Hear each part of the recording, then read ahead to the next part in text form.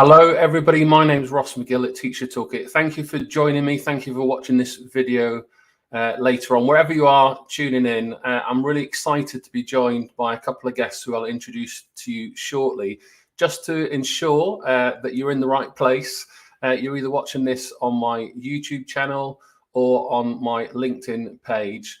And you can, if you're logged in, you can add comments and connect with my guests.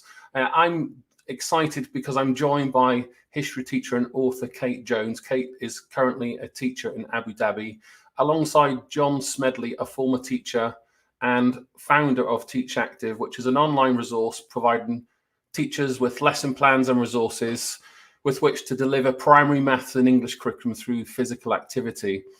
Part of our discussion today is to talk about the challenges that all teachers have faced throughout the pandemic, working with pupils, and some of the things that you can do to support our young people. And in particular, I'm going to be picking Kate's brains on some strategies teachers can use in the classroom. And throughout the presentation, we'll also pick on Jon to explain what Teach Active is and some of the resources that can help your pupils in your schools. So without further ado, I'm just going to bring both guests in and throw it to them just to give me your lift pitch introduction. And just say hello to everyone. So let's bring in both Kate and Jon. Good afternoon to you both. Hi, Kate. Hi, Jon. Hello. Assalamu alaikum from Abu Dhabi. So, Kate, could you just give everyone a kind of quick hello? What do you do? What your things that you're working on? Your teaching kind of background. Yes, well, I'm originally from North Wales, as you both know, and I've been teaching in Abu Dhabi in the Middle East for 5 years. I'm about to come back to the UK, which is very exciting. So history teacher, head of department, and as you mentioned, I've authored a few books focusing on retrieval practice and formative assessment, general teaching and learning. So, and inspired by you, Ross, of course. Oh. You flatter me. Yeah, thank you. So we'll come back to you and we'll talk about some of the amazing work that you've been doing because you're definitely producing lots of materials to help, as I know, the resources when you share them online, it really makes an impact for teachers elsewhere. Jon, good afternoon, Jon. Good afternoon. Great to be with you both. So Jon, a little whistle-stop tour of your career in teaching and your role at Teach Active. Okay, yeah, so I was a teacher for 18 years. I've taught primary and secondary, but certainly mainly primary school. And we're based in Chester at the moment, so not far from North Wales. But as a Chester teacher, 18 years as an advisory teacher for PE as part of that, deputy head. And then I left 6 years ago in order to set up Teach Active. So now I have the benefit of working with literally thousands of schools across the country and internationally as well. So thank you both. So I'll start with the most important question. How has COVID panned out for your school, Kate, in the Middle East? Could you give us a synopsis of the last 18 months? Yeah, we've had a different experience to the UK because we went online before the UK. So it's always interesting following what's happening and seeing what's happening here and comparing. But my school, in one sense, we were really quite well prepared because all of our students had a Google Chromebook and we were quite confident. So from a technical perspective, we were quite prepared, but it just really, it wasn't nice and it lasted for so long. And we also had a lot of in and out in Abu Dhabi, which... Did you have a lockdown as well? And yeah, so we had the initial lockdown and actually that was announced March 2020 and then it was Key Stage 3 were at home for about a year, actually. Right, and then we had a hybrid model, which was really tough, where we had students could be at home or they could be in school. So you were teaching half Zoom, half with a class in front of you. And now we are back in school, unless obviously anyone has COVID symptoms or they're exempt, but the majority of classes are still in school. But we've had to adapt.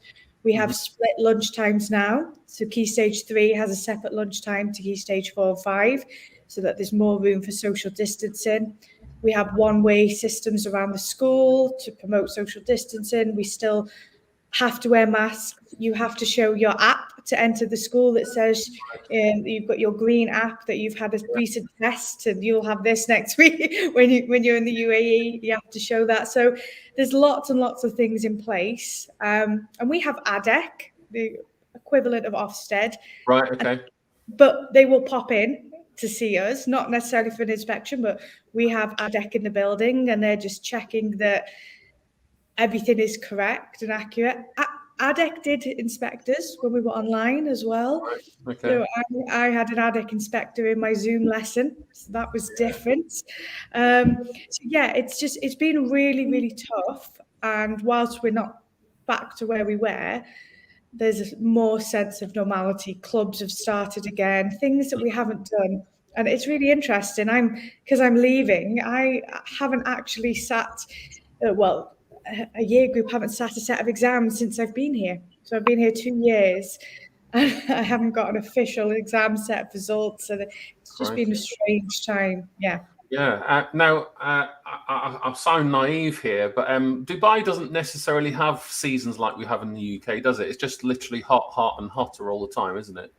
Scotcho, yeah, it is. It's hot, and then it's not as hot. I mean, here in the UK, obviously, it's summer and COVID is particularly, and winter COVID, a very different landscape, I guess, for us. Jon, we'll talk about Teach Active, the specifics in terms of resources and what you provide. But as an online resource, well established before the pandemic, how has the pandemic influence your resources and people using your materials? Yeah, I think that obviously with us having so many schools at the start, we just thought we needed to look after our schools and just think of how we can, as Kate said, everyone went to suddenly online, and we thought, well, how can we support that? So we made isolation packs for all of our schools. We made lesson plans that they could use on things like Microsoft Teams and Google Classrooms, and still trying to do the active maths and active English, but over things like Zoom and Teams. We also went through all of our 3,500 lesson plans and identified which ones were COVID friendly for when obviously some children were still in school, perhaps your vulnerable children and children of key workers. And then as children returned, we did the same. So it was children were working in bubbles, perhaps they're not wanting to use lots of equipment and things. So we'd identified all of the activities which teachers could pick up and continue to use safely in that way as well.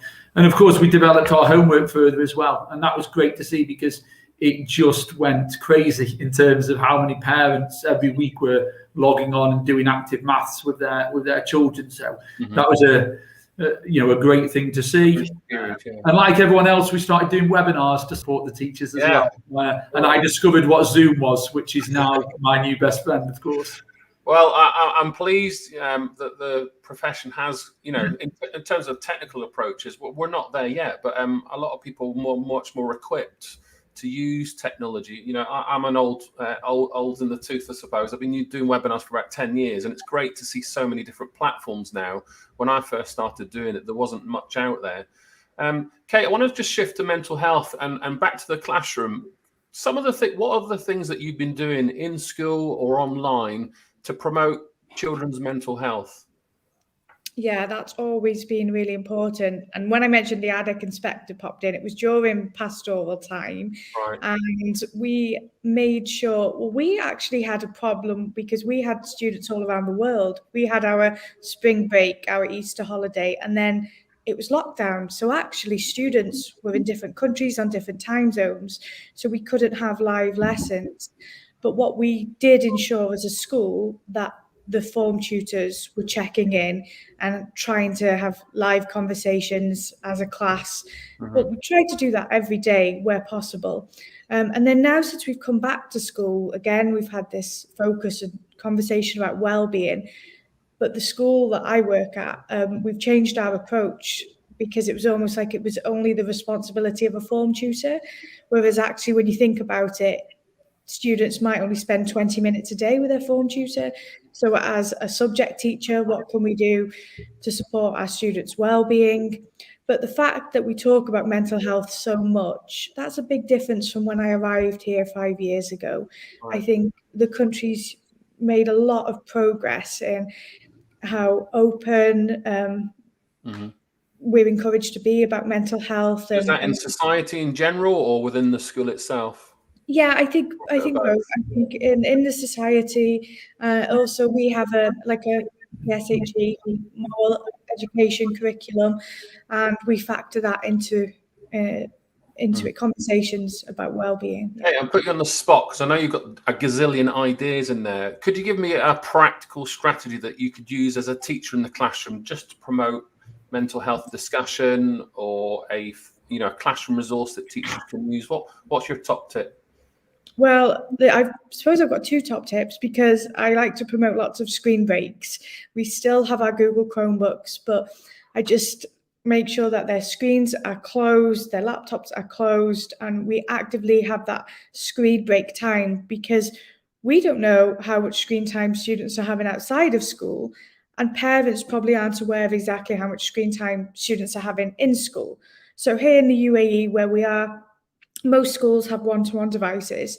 That's something that I ensure regularly with my students, is that they still get to practice writing and they still have a screen break. Something I did do with my tutor group was I printed off some mindfulness colouring sheets, and it wasn't for everyone, but some of the students said, "Oh, that's so relaxing." So I just printed off some more and said, "Take these home and you can do them at home." It's easy. And I know you're also very good at taking social media breaks, aren't you? You're very good at that. Yes, and I tell my students to do that as well. So we've got to look after ourselves. Yeah, of course. Okay, great. Jon, I don't want to get too academic, but could you give everyone watching the definition of what active learning is, please? Yeah, of course. And I think we had this recently on a webinar as well, in terms of, some people call it active learning, maybe even physically active learning, or there's movement integration seems to be the new term as well now. But just in simple terms, it just means it's non-sedentary behaviour, getting children bums off seats and moving. And that might be simply in the classroom, because that's the only space that sometimes that we've got, and we're limited onto that.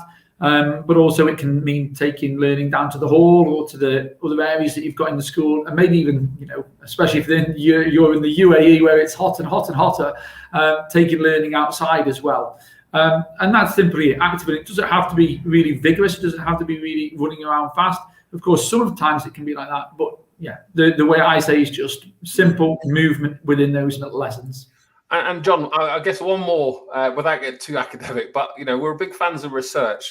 Give us a couple of signposts to research in terms of the benefits of mindfulness, active learning has, particularly on pupil outcomes. Yeah, I suppose, again, one of the things that you will know is we're doing some work with Loughborough University and Professor Lauren Sharrar at the moment. And again, all the systematic reviews that show the benefits of active learning. So I would certainly pinpoint people to Professor Lauren Sharrar's work, and in terms of the benefits of active learning, in terms of a project that she was involved in called ClassPal, PAL meaning physically active learning.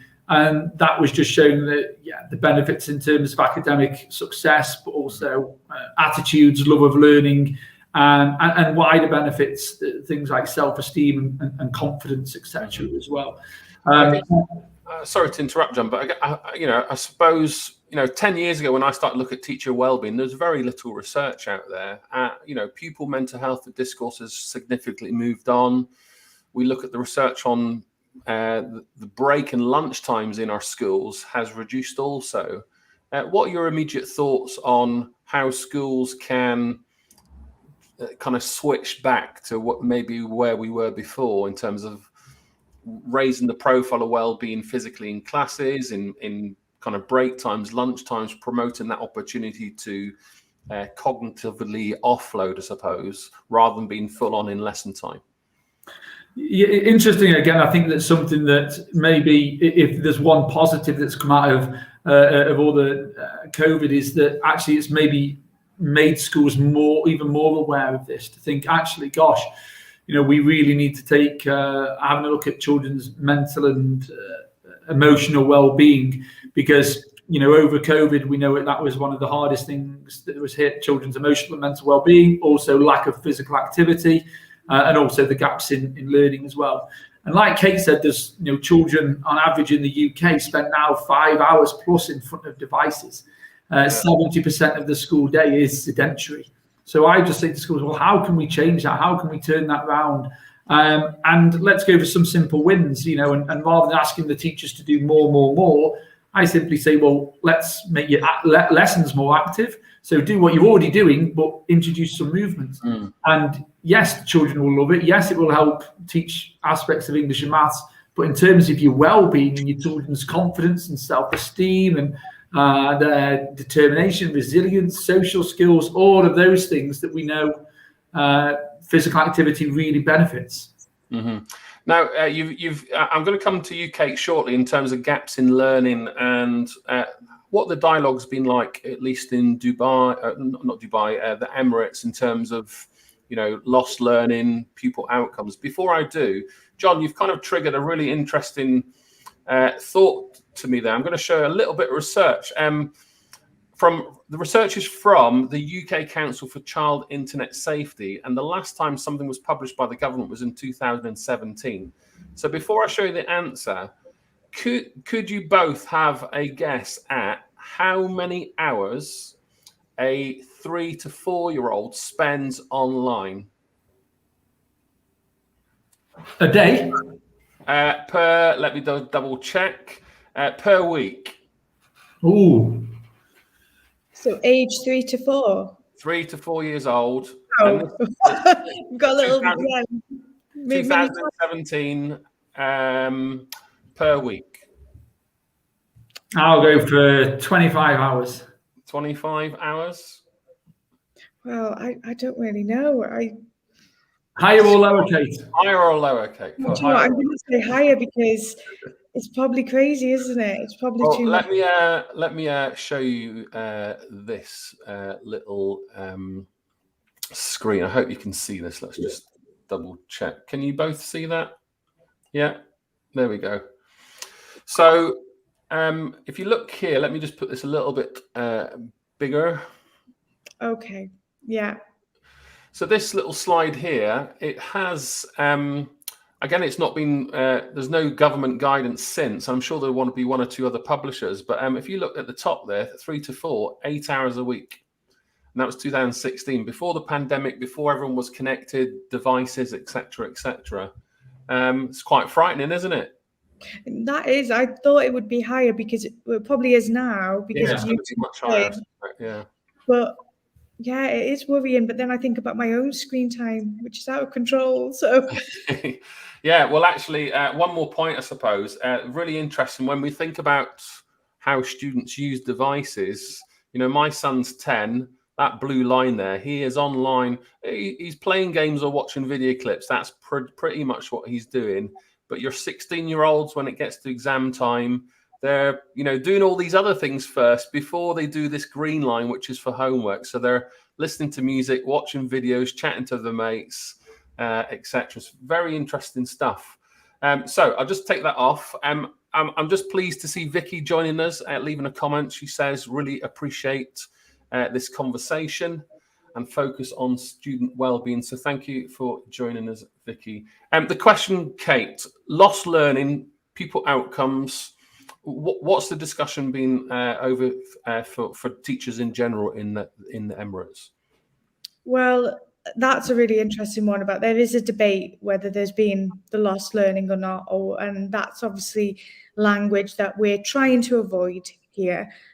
We don't want to be saying that and adding more anxiety to students and making them feel like the year 13 who will sit an exam, if they sit an exam, which is looking likely, but they didn't sit their GCSEs and they've had a really turbulent few years here. So we're not having that emphasis on lost learning. If anything, we're just slowly and gradually getting back to normal with the clubs starting up, and PE lessons actually were not allowed to take place for a long time, which they are now. Mm-hmm. So we're taking this slow approach. And in terms of the lost learning, well, my school approach, we've always been we've been focusing on cognitive science since I've been here. And when we went online, it was a case of let's do what we always do, but let's doing the same but in a different context. So retrieval practice, we were doing that before COVID. We were doing it during online learning. So when we've carried out retrieval practice, which can identify gaps in knowledge, then that is low stakes. The students are used to that. It's just part of their culture of the classroom. So that is just a classroom norm. So I would say that we're avoiding that idea of lost learning, but obviously mindful that we have all been impacted by what's happened. Interesting. And I guess put you on the spot again, Kate, because I know you've got fantastic retrieval practice resources. What are your kind of go-to strategies? Because, you know, a lot of people out there will perceive you as a bit of an expert in the field, you know, in retrieval. And I know you're very adamant that you are wider than just this definition. But for context of this, you know, that low stakes quizzing to support people's mental health, what are your go-to strategies? Well, it's changed because my go-to strategies were often ones where students could have a brain dump like a cops and robbers and then get ideas from others. But then I've used technology more, and I love quizzes.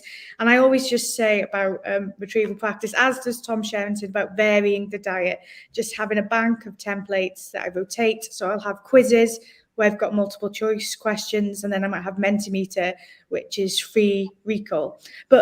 And I feel like I'm name dropping here, but I did write an article with Dylan William and Robert Bjork, where we said in terms of lost learning, in terms of the pandemic, we said don't do retrieval practice straight away because retrieval strength will be low. It's not that it's not there in their long-term memory, but it will just be slower and more inaccessible. So actually revisit content, have a bit of a refresher. Not only will it boost the retrieval strength, but it could boost their confidence, because if we do a retrieval task and they can't remember much, it's really demoralizing. And that, again, is not what we want. No, it's not. And I've seen that article. So maybe, Kate, could you give us the title of the article on the website so people can read that, please? It's got a lot. Sorry, my face. Like it's got. All right. Okay. Well, we'll put it in the chat box later, and I'll embed it into the video. I'm really putting you on the spot. No, it's fine. It's why we shouldn't do testing when students go back to school, and it's with the American website ASCD. ASCD. No, I did see that. And I guess my favorite thing at the moment, particularly for any type of idea in terms of what works, it is in what context is that my follow-up sentence. So explain why. So retrieval practice, yes, but in what context matters for everyone, particularly in the current climate. John, Teach Active. If I put a slide up on the screen, can you just do a little whistle-stop tour, please, and tell everyone what it is, how it can help people, and tell us a little. You're in Dubai later this week, so tell everyone, people watching in the Middle East, how Teach Active can help. Okay, so yeah, Teach Active, it's an online resource that provides teachers and schools, teaching assistants with lesson plans and resources on how to teach the English and the maths curriculum through physical activity. So just as we mentioned before, through getting children up and about. It's not a scheme of work, so it's not structured in, it has to be taught this particular way. So whether schools are already using schemes and planning for English and maths, this will easily sit alongside and complement it.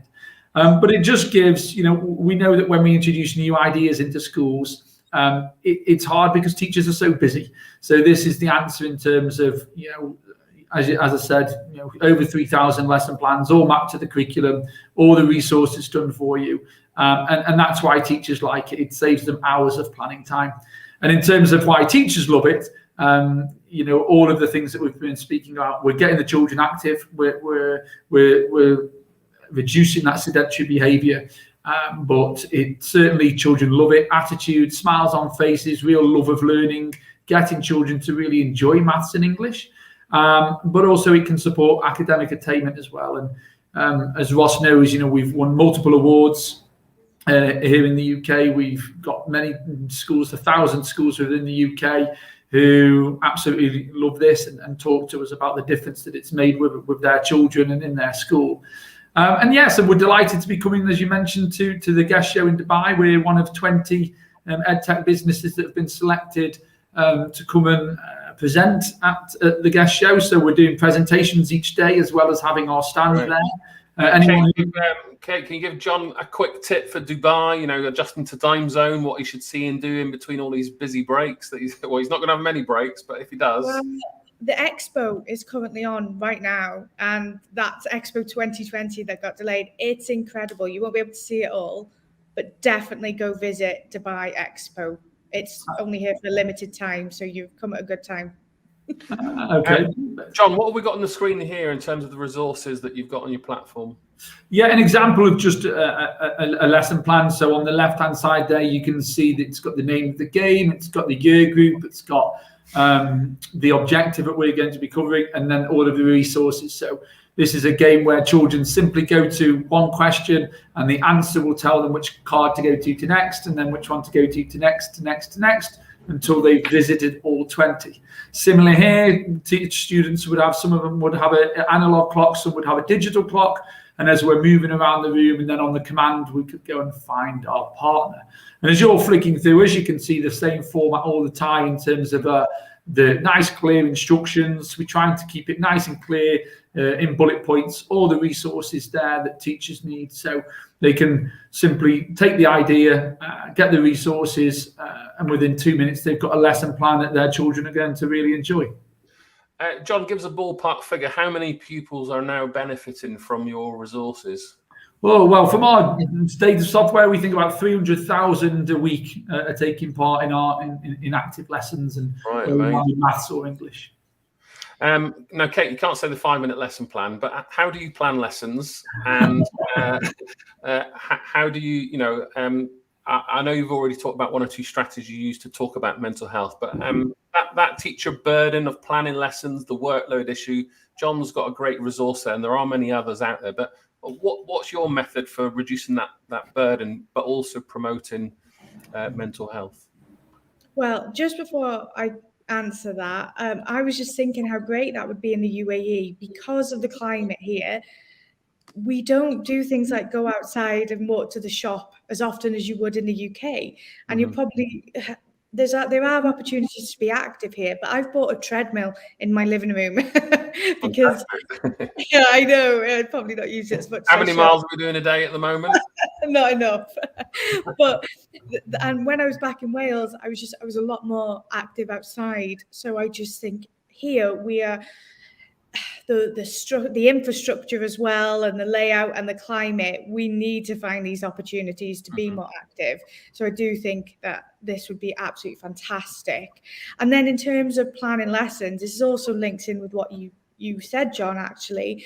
My mantra is mainly with retrieval practice, but it can apply to other areas, is the low effort and high impact approach, which is, and I know obviously, Ross, you've written so much about workload and teacher well-being, and I think very carefully about the amount of effort I will invest as a teacher and what the impact will be on student learning. Because when I first started teaching, it had a very high impact on me in terms of my workload in a negative sense, and a low impact on student learning. It would be a task that would take me hours to create, cutting, laminating, gluing, and the students would solve it in like 30 seconds. So I've totally just flipped that on its head now. And then the time I save on that, then I either use that for something else, for professional development, or just for more my own personal time. So that low effort, high impact, I think that applies to you and your work. Some great tips. So we've got a couple of people watching live. So just for kind of just general how to use the software. If you want to pose a question to Kate or John, you need to have logged into LinkedIn or YouTube just to do that. But I'm going to start to wrap things up now because we know that mental health is an important topic. We need to try and do more to support our young people all around the world and in every single school where we can. Kate, before we kind of wrap things up, we can't go without plugging one of your many books. So give us a kind of little lift pitch in terms of what readers can find in this new book. Okay, so this is building on the work of Dylan William and Siobhan Leahy, and it was edited by Dylan William and No Tom pressure. the dream team editors, and it's 5 formative assessment strategies, right from sharing learning intentions to activating students as learning resources for one another, which again, John, you should read this book. Like, it links in with lots of the stuff that you're doing, and activating students as their own learners as well. So it's part of the Enacture series, which Tom Sherrington purposely wants to be punchy, concise. Found it really hard. Yeah, it's a nice small little kind of pamphlet type book, but there's a good body of material, 100 pages, loads of ideas. I know that your books are already super popular. When was it published? A couple of weeks ago, about a month ago? Yeah, about a month ago. I've got another one out at the end of this month. Another one. So I think you must be pushing 6, 7 books now, Kate. How many? This will be my 6th book coming out. Fantastic. Yeah. And you're also coming back to the UK soon. So lucky teachers back in the UK, because you've been over in the Emirates for 5, 6 years now. Yeah, 5 years and 1 term. So I was meant to leave in July, but I've done this extra term in my school. And what a great impact you've had, at least online, with lots of teachers around the world. So I guess a final question from me is, what insights have you got from working with lots and lots of teachers, sharing resources online, particularly through the last 2 years? Well, if it hadn't been for the online community, I think I'd have felt so disconnected out here. And I think that's it. I really do feel connected, and that's a supportive environment. It's also really rewarding. Like you, social media has actually helped with my career progression as well as in the classroom. So it's been pretty transformative being online, and it's made it less daunting returning back to the UK as well. I don't feel you're going back to London. I was going to ask John for a couple of tips in terms of Chester and all that, but you're both from kind of the North Wales part of the world, aren't you? Yeah, I love that idea. So we've got tips for John. Kate, could you give another tip for John when he goes to Dubai, apart from all the kind of Expo and things like that? What thing should he go and see if he has got a bit of free time? Because I know he's going to be super busy, but anything else he should go and see? Yeah, actually, people often don't realise how close Abu Dhabi and Dubai are. It's it's an hour drive, and people often think that sometimes they say, isn't that a different country? No, honestly, it's just a drive straight down the road on the 8-lane highway, and Abu Dhabi is incredible. I'm biased because I live here, but there's the Sheikh Zayed Grand Mosque, there's lots of cultural things. So Dubai is fantastic, but there's 7 Emirates, so try and visit another one. Yeah, there are. You got a nice comment here from Richard Kate about formative assessment for the academic year. It's a focus. Great articles. I would definitely plug this on Kate's behalf, Richard. Kate's got some great ideas. Lots of books. Check out Retrieval Practice. You got loads of books, Kate. I've got them all on my desk. There's the kind of brilliant colour, by the way. Okay, let's wrap things up. Let's just kind of finish with why we're here. So bringing Kate and John together to talk about pupil mental health, strategies and resources for teachers that can use. Thank you both for joining me. Thanks for sharing your ideas. Let's wrap things up with a bit of fun. Can you give me one interesting fact about yourself? One book that you're reading, and we'll leave it there. So, John, over to you. Oh, one interesting fact about myself. That's putting me under pressure, isn't it? How about, as an interesting fun fact, that I was on The Price is Right. And, for anyone who's remember that. And I did win. I got through to the final. I won a coffee machine. I won a little fridge. And I won something else I can't remember. But I got to the grand final, and I didn't win the speedboat and the kitchen and the holiday to 4 with spending money. Because they really throw prizes at you in that show, don't you? So that was that was the one about me. Okay. And what are you reading, John? I'm reading a book called The 5 a.m. Club, Robin Sharma. So about getting up at 5 a.m. in the morning, Right. and winning by getting a couple of hours when everyone else is in bed. I know. I talked to a colleague, Laura Barrett, at University of Buckingham. We were sharing some doctoral research tips, and she gets up super early, 2 or 3 hours in the morning, and she's cracking on with her research. It's a great strategy. Are you getting up at 5 still, John? Well, I did this morning, but not on purpose. Just with everything going through my head on what I need to do before I can finish, sign off to go to Dubai. Well, John, I wish you all the best and have a safe trip, and I'll see you when you get back. Kate, one interesting fact. I can't beat that. Do you know what linked to that theme? I'm a huge fan of The Chase. Right. I've met the big guy. I can't remember his name, but I have met him on the travels. Yeah, and in the retrieval practice too, I actually got The Chase in there. And I always, when I present to teachers, I talk about the Bradley Walsh effect. That when teachers design a multiple choice question, they often put a comedy answer in, and I say that's great for The Chase because it's entertainment, but not perhaps in the classroom because it dilutes the challenge of retrieval. But any time I get the opportunity to mention The Chase, like now. Now, there you go. What an interesting fact. And what book are you reading? So you'll be reading lots of different sources for your books, but what are you reading for fun? Well, you know that I love Audible because you're on Audible. I listen to your book, and I'm currently listening to Barack Obama, The Promised Land. Brilliant. It's incredible. But I thought David Didow's book was long because that was about 10 hours. But Obama is 28 hours. So I've still got a long way to go.